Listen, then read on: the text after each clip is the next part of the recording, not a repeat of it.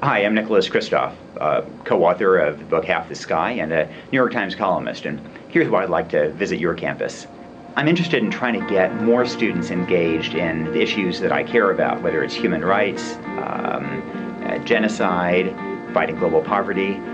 I've seen so many kids do just an amazing job bring about change. It seems to me that we often think that, it's presidents or cabinet ministers who bring about change.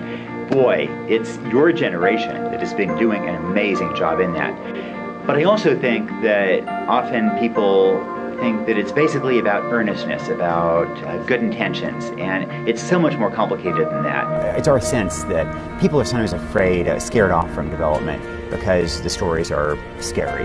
And so we wanted to show that there is hope and that there are people who may have faced really terrible things, but they have overcome them. And that not only do you have one individual whose life is transformed, but it is of huge benefit to the community, to the country. We're getting a handle now on how to actually make a difference. There's an emerging science. A lot of it is borrowing from the business community and learning metrics of change. That's what I'd like to bring to your campus. A call to action, yes, but something more than that. Really talking a little bit about how we go about making a difference, not only for people halfway around the world, but also for you right there